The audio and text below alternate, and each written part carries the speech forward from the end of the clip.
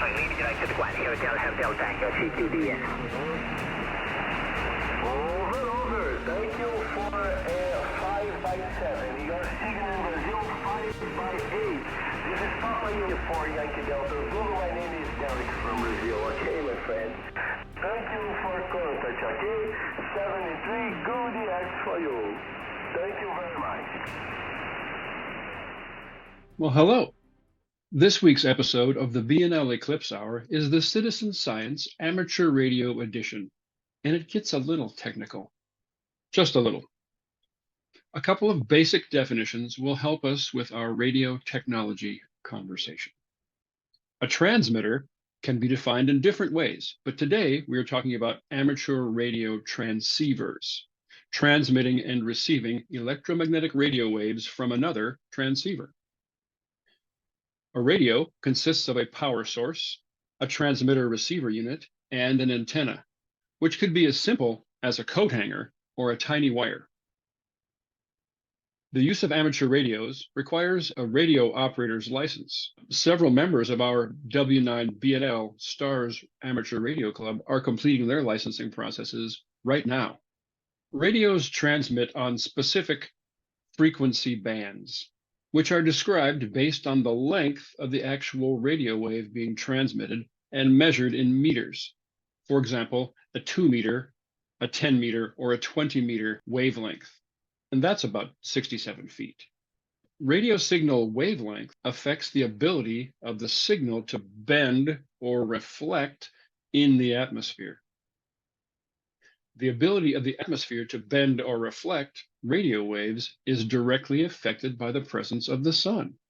And this bending and reflecting of radio waves around the world during the solar eclipse is the topic of this week's podcast discussion. Let's begin.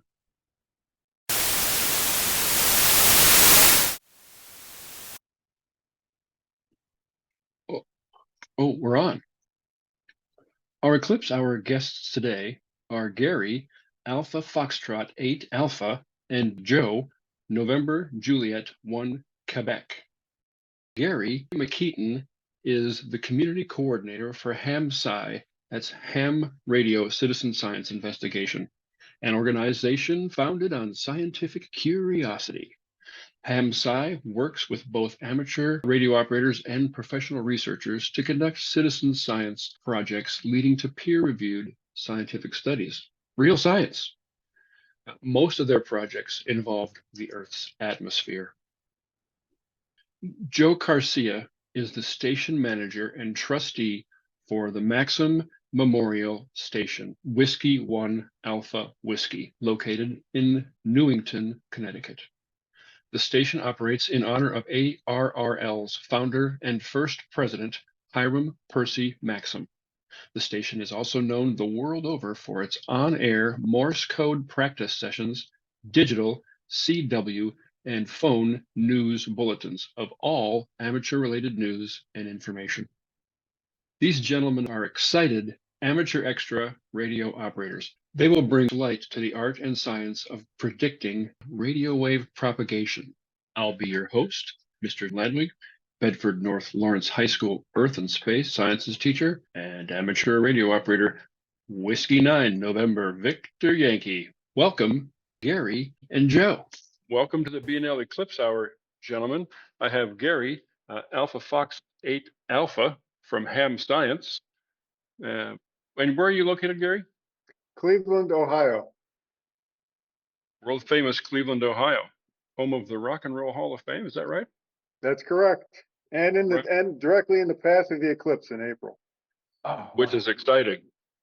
And on the other side, I have Joe, W1AW, as the station manager. That's Whiskey 1 Alpha Whiskey, the station manager for ARRL, right? The sanctioning body for all things radio, pretty much globally, but definitely in America. Fair? Thank you. Joe also carries a personal call sign, November Juliet 1 Quebec, NJ1Q, right? So your position there as Whiskey 1 Alpha Whiskey comes with the job, and it goes away whenever you leave the building? No, I find I'm the station manager even when I'm not here. Station manager and trustee, because I'm also responsible as to how the call sign's used. So it's like it's a 24-hour a day job, Mm, and I love it. And as I mentioned to you earlier, I grew up 4 miles down the road, so I was coming here even before I was a novice. So that's it's so an exciting. honor, it's an honor and privilege to be the station manager. Here, here. Wouldn't it be? I'm thrilled for you both for what you're doing for the hobby, right? You two gentlemen together are bringing together this thing that we're doing for the Eclipse, right? We're doing the ARRL SEQP, right? The American Radio Relay League Solar Eclipse QSO Party. Yep. Largest acronym I've said all day. But welcome to radio, right? Yes. And I'd like to find out some more about that as we go. And I feel like Gary might be my go-to guy there. Yeah, because you're hosting Sure. it as Ham Science, right? That's So I'll correct. start with you, Gary. Sure. HAMSci is an organization that does facilitates research mostly on the ionosphere, the region of the atmosphere well above our heads that is responsible for refracting radio signals and allowing for long distance communication. And of course, the ionosphere is always changing because it's greatly affected by the sun. So you get changes every day and every night as the Earth rotates and the sun rises and sun sets. But during an eclipse, it's a real opportunity to get a very quick change in the atmosphere because of the moon shading the Earth from the sun. And it's during that 5 minute period of eclipse totality that we'll be studying how radio signals propagate across the United States. And I'm pretty excited about that because I too am right in totality.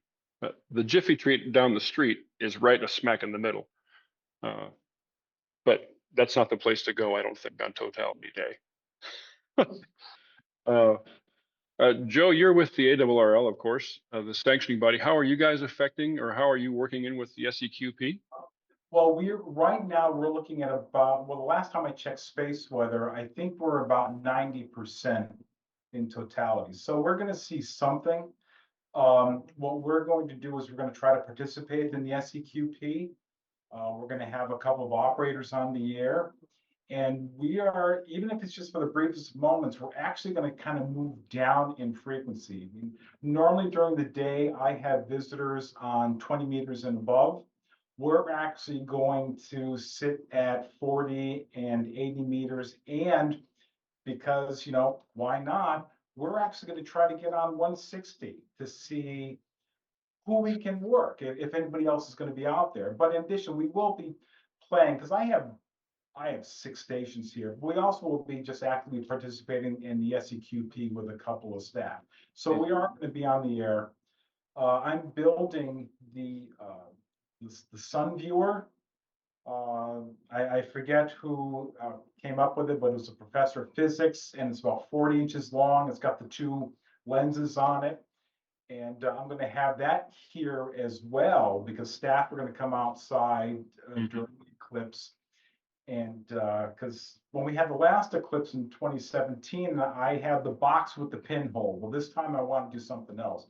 So we're going to be, we're going to be playing amateur radio. We're going to be playing radio and looking at the sun during this time, even though it's for us, again, we're about 90%. And it's not going to last all day, but we're going to try to do as much as we can. Right on. Right on. That'll be a great opportunity. And you're talking about switching to the longer bands, right? Down from 10 meters or 15 meters in the daytime down to 20, 40, and 80, and even 160-meter long wavelengths, which are ridiculous, right? That's 500 feet. I still can't get over how long that one wave is, right? Correct. Yes. And that's typically a nighttime band. Correct, because even for that briefest time, again, we're not going to be in totality. So my hopes are not very high, but even for the briefest amount of time, we will experience what would be considered nighttime propagation. And as you know, nighttime propagation, for individuals who are not hams, I always use AM, amplitude modulation, AM stations as a reference to say, you're listening to an AM station during the day, at nighttime you find that station goes away and the station from hundreds of miles comes in, and that's a function of propagation. The ionosphere changes at night. And so even for the briefest amount of time, we're going to experience a little bit of that change. And I want to see just how much of that change we're going to see here. I mean, I sincerely doubt we're going to see the complete changeover, because again, we're not in totality, but it'll be fun to experiment with that. Right, right. That 90% is akin to twilight. Yeah, we're getting right to that twilight hour, which in the ham radio community we call that the gray line, But the right? gray line. And So that's that transition into night or transition into day. correct. We can expect to see that. And you know what? If I had a one of the Jovian receivers going, I would see if I can hear some of the the spherics and the dawn chorus. It would be cool to see if that were to happen, even for the briefest amount of time. But I doubt we're going to see that or hear it. That's the real VLF stuff. I loved playing with that when I was a Johnny novice, listening to very low frequency stuff. As an SWL, right, as a shortwave listener. Yes, I started off as an SWL, an AM SWL, and it fascinated me. And it still does. I've been a ham for a long, long time. It still fascinates me what we're doing out there with RF. Gary, I see you chomping at the bit, perhaps? Well, Joe is right on the target. I can tell you in 2017, we also had a solar eclipse QSO party, the very first one. Yep. And the results of the analysis of the number of contacts were made, where those contacts were made, and on what frequencies showed very clearly that on that August afternoon in 2017, 160 meters was closed until the eclipse was nearly overhead, and it kind of blossomed for maybe 10 to 15 minutes. And as the eclipse passed by, it closed right down. So Joe's right on the right mark there. The other thing to remember is the eclipse, as humans, we experience it as it moves overhead for 3 to 5 minutes if you're near totality. We have to remember that eclipse is hitting the continental U.S. down near Texas. It's slicing up toward the northeast, all the way up through the East Coast, through Maine, and off the Maritimes in Canada. So though our immediate perception of the eclipse is a very short event, so far as the United States has occurred, it actually lasts about 3 hours. So some of the experiments that Joe's talking about running, operating on different bands in the solar eclipse QSO party is a very good thing. Yeah. Absolutely. And I'm hoping that we have enough people, hams, who come to help out our local radio club, W9 BNL, our local school radio club. We'll be meeting out in the country, far, far away from everything that's traffic jam, hopefully. And setting up 3 or 4 receivers to do just that, kind of to have a spread set up. Yeah. And see how they change. And I'm ecstatic about the idea that it could change. I was thrilled to talk all the way to the other side of the Mediterranean on Sunday or Saturday morning.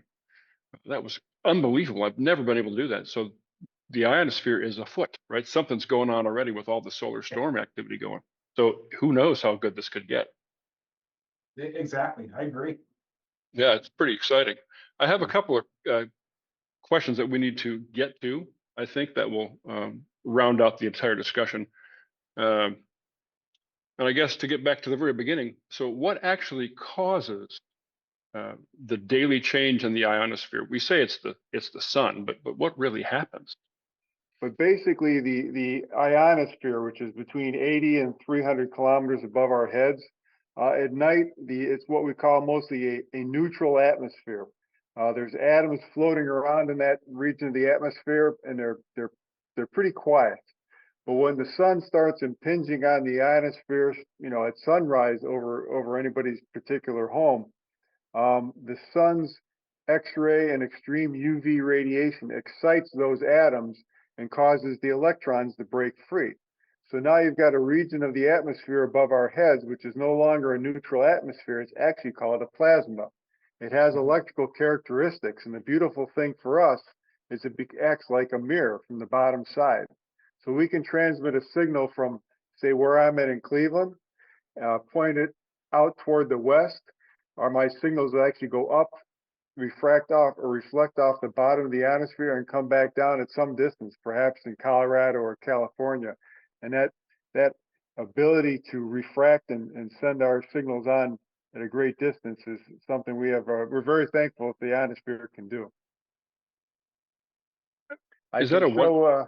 I'm sorry, go ahead. I was going to say, well, either is that a one bounce thing? Is that a one up and one down kind of a thing? There's different possibilities depending on the frequency, the solar flux, the time of day, time of year. Many times we get what's called single hop propagation, one bounce from, say, from Cleveland again up to the ionosphere and down to Denver. But many times the signals are good. That signal in Denver will bounce back up again, go up, down, back up in Denver, and then come back down at some distance point, say perhaps Hawaii. So you may get two hop propagation out much, much further away. Very cool. Very cool.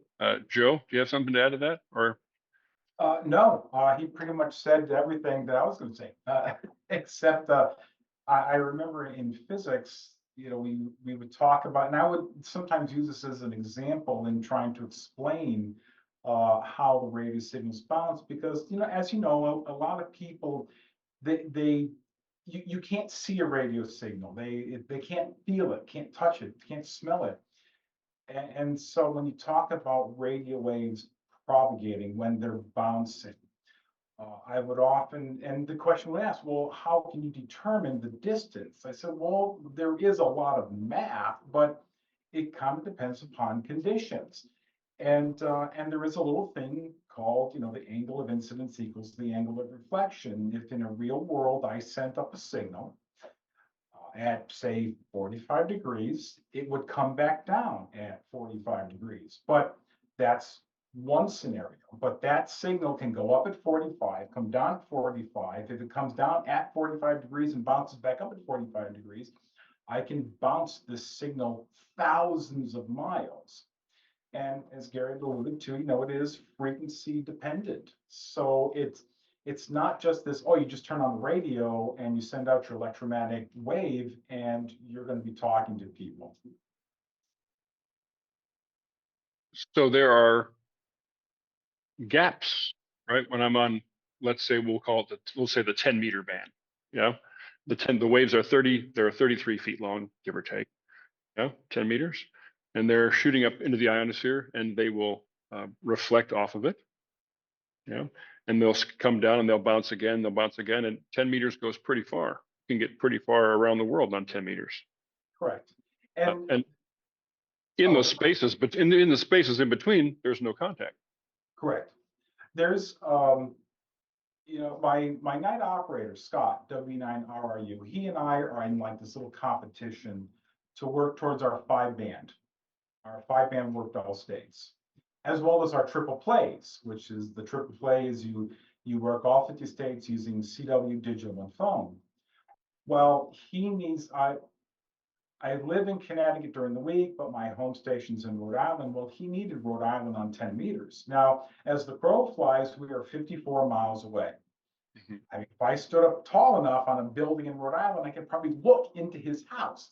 We're kind of that close. But because of radio propagation, I was not able to work him on 10 meters. However, signals, especially during the ARL DX contest, were coming in very strong from Alaska, Hawaii, Europe, South America, all because of radio propagation. I couldn't work the ham 54 miles, in the next state over on 10 meters, but I can work them thousands of miles away because of the way the signal was skipping. And that's another thing that some individuals, especially new hams, they can't quite comprehend it. Well, the ham is right down the street. Why can't I work them? Well, because your signal bounced up and landed a couple of thousand miles away. We couldn't hear each other. So Again, you need to go to 2 meters, right? You need to get that that, handheld yeah, out, exactly. Line of sight terrestrial, yes. stand up on your roof and yell at them. Yeah. Yeah, pretty much. Then get your 10-band activation for POTA. Yeah. Tin can with the string, yes. My gosh, exactly. Uh, Yeah, that's propagation too. oh, very, very low frequency. Yes. Sonic propagation. Speaking of propagation, there's two last questions I really wanted to ask, and already the time is slipping away. I can't believe it. One, propagation forecasts for totality, if we have any. Gary, I'm not sure if you have any of that prognostication on tap. And the other thing is, how many operators and how many clubs are we expecting to be involved in the ARRL SEQP for the April 8th? Well, I think it's a little early to give propagation forecasts a month out. While it is true that the sun rotates on a roughly a 28-day basis, and we can kind of look at the sunspots that are there today and kind of estimate what kind of sunspots we'll have a month from now. It probably wouldn't serve us very well to spend a lot of time in those estimates. I think, like a lot of ham radio, we're better off just getting on the air that day, finding what bands we're comfortable with, what bands we have good antennas and signals on, and making the best use of those bands. But I will say that one of the reasons HamSci and the ARL sponsor the Solar Eclipse QSO party is to improve the ability of mathematicians to do propagation forecasts. Today, you may get a forecast that may have a 50% probability of coming true. If we can continue to do research during eclipses and other times of the year, maybe we can improve those mathematical models and someday get up to 50, 60, or even 75% accuracy with our predictions. At least that's the hope. Fantastic. And of course, we're talking about this as amateurs, right? People that I've heard someone say play radio, right? We do this because we love to spend money on the radio waves and transmit ourselves into space. But other people do this for a living, right? All the commercial operators and all the space operators, they depend on this stuff every single day. So we're actually doing science, helping them do science for the future of space exploration, I think. Yeah. Correct. We are definitely not so arrogant to think that we're the only ones that are dependent upon radio propagation. Any user, service otherwise, of the VHF, or the entire, electromagnetic spectrum in one way, shape, or form relies on the ionosphere. We rely on it for hams, but you have military, industrial that rely on it, and anything that affects our ionosphere, whether for or against propagation, affects us all. So I agree with that sentiment that while it's helping for hams, we are also helping the other services, the other scientific communities out there that rely on radio propagation. And, we can look at the effects of solar flares and sunspots and so forth in our own little world of amateur radio, but it does affect everybody else. Absolutely. That idea where, what was I just thinking? I was thinking about, I'm not sure if you know Dr. Tamitha Stove. I'm not sure if Oh, you're familiar yes. with the space weather woman with Yes. her amateur radio ionospheric, or I'm sorry, solar prognostications, which are amazing, right? She forecasts for the whole week. And if you guys have never seen, I'm talking to everybody out there, type her in on the YouTube, Space Weather Woman. Amazing forecast and really, really insider trading news on how the sun works. It's just astounding. And we can be proud as hams to know that we got her, I mean, not the ARL per se, but hams got her licensed, interested in amateur radio, because if you remember, in a lot of her videos of her forecast and her reports, she would say, and for the amateur radio operators out there, she would say, this is what you can expect for radio propagation. And so someone finally said, well, doctor, you talk about ham radio and how radio waves are affected. Why don't you become a ham and have fun experiencing it on that level? And so she did. So now she is Whiskey X-Ray 6 SWW for the Weather 6. She's in California, Space Weather Woman. And I think that is the coolest thing. And it, for me, that's the height of a compliment that a renowned scientist such as herself, who studies this as an astrophysicist, would also become a ham. It's like I'm practicing what I preach. Right. For the love of the game all around. Correct. Yes. And she and since I've been watching her weather, and if she talks about GPS users, she's talking about drone users, and if she's talking about drone users, she's talking about satellite users, and that's all of us, all the time. Yeah. I think there's a lot of hidden uses of radio too. For instance, Radio Shack past, but many other companies sell what they call atomic wall clocks or atomic wristwatches. Those watches are actually receiving a signal transmitted at the 60 kilohertz, very, very low frequency from WWVB in Colorado. That signal is leaving Colorado and getting into all those clocks and watches and resetting them every hour to make sure they're accurate. Most people have no idea how that works, but those are radio signals that people like Joe and others who like to study the very low frequencies, the very, very long wavelengths, thousands of feet. And that's something that literally thousands of people around the world are using every day without even realizing it. Mm. And as you know, those frequencies are used by our military because they're earth penetrating. And as I mentioned earlier, with the like with the Whisper project and the Jovian project, these VLF, these very low frequencies, I have never heard the dawn chorus. And the dawn chorus is kind of related to the change in the ionosphere. When you get that dawn or dusk, that gray line, the changeover, and the thinking is that radio signals get trapped within the ionosphere during that transitional phase. And so as you're listening to very low frequencies, it sounds like a whole bunch of birds just kind of chirping away. And that's why it's called the dawn chorus, because it generally occurs at dawn. So, radio in itself is simply fascinating. And to put a little finer point on it, you were mentioning GPS and these types of devices that use radio.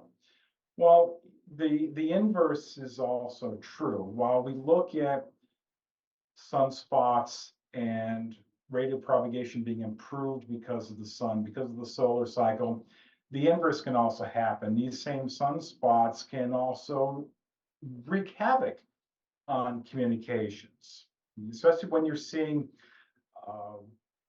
aurora down in the southern states. It's like we've gotten bombarded with too much energy from the sun, solar flares, coronal mass ejections, what have you, to where they're adversely affecting propagation. And I have these conversations with a lot of different visitors that come in, and I am very fortunate that I get people literally from all over the world that come in here. We all have that one thing in common, we're hams. But when they start talking about, well, the 5G and this, that, and the other thing, I say, well, you have to look at it, you have to take a step back and realize that if you're concerned about RF waves and X radiation and so on and so forth, I would be more concerned about what the sun is going to do than anything else. The fact that the sun can at any time, we can have another Carrington event, generate so much energy that it can take down satellites. The Carrington event, it generated electricity on the original telegraph lines. There is a lot more we have to worry about from the sun than anything else. And it's all about the energy coming from that big helium hydrogen ball in the sky, 93 million miles away. So the science of propagation and radio propagation, what's happening with the sun, I think you can never study enough about what's happening with that in the atmosphere and so forth. The eclipse, I feel, is just a small part of the overall science involved. Mm. And my hope is that the this eclipse business, right, will draw more people in, right? We'll get some real excitement as this second swath passes right over the middle of America, right, the densest part of America as far as humanity goes. We'll turn on so many thousand more young kids or old kids into the STEM and the STEAM business and get us involved in this whole propagation and universal or a solar system wide discussion. And we can bring on an entirely new generation of hams that, unlike myself, won't, oh, those digital modes, because but they'll just be, oh, they're all digital modes because that to them will be the latest, the everyday. Mhm. And the new things beyond that will be ridiculous, right? Can't even fathom them. I was just going to say, at the end of the day, when it comes to STEM and STEAM education, so forth, and as you know, we have an educational department here, an entire department dedicated just to education. And Steve Goodgame, K5ATA, who heads it, is manager. He's an actual real teacher. He was a teacher in the system for many, many years. He retired from teaching in Mississippi to move up here. And we would have these discussions about radio propagation, so forth, and introducing it to the students and to younger individuals. And he kind of gets very matter of fact about it. He says, we're still talking about eventually, hopefully, setting up bases on Mars. He says, well, we're not going to have this, 27 million mile Cat 6 line connecting our respective planets. We're going to be talking with them, and it's all going to be RF, 100%. So the young people today who are getting involved in STEAM and STEM and are looking at this saying, you students are the ones that are going to have to maybe develop newer technologies dealing with RF. How are you going to jump over that gap, the distance between the two planets to communicate and so forth, to ensure that even when we're in eclipse or we're the farthest away, how we're still going to be able to communicate back and forth with these eventual bases, whether it be on the moon or on the planet Mars. And it's all going to be RF. So stuff like what we're doing now, I feel that, as to your point, will spur them on to say, I want to study that. I want to get into the physics of that and find out how we can communicate with them. There'll still be a delay, but we can communicate. Exactly. Yes, they're the future, as we all know. In the future.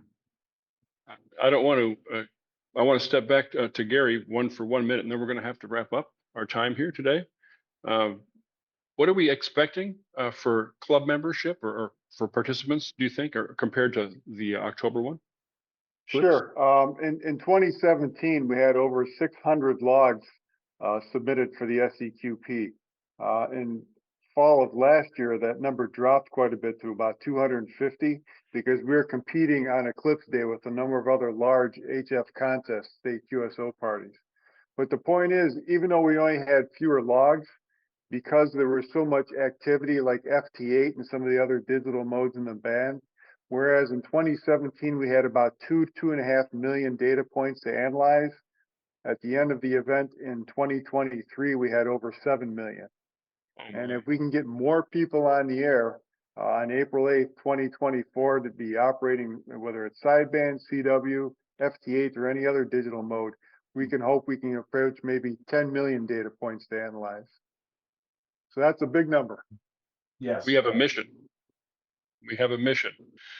I'll do my part. We'll get W9 BNL out there again, and we'll submit one more log, and we'll hope it has. Well, we're not going to be digital, but we'll do our part. Mhm.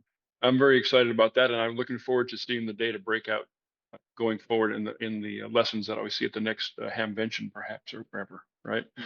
I totally appreciate your time, gentlemen.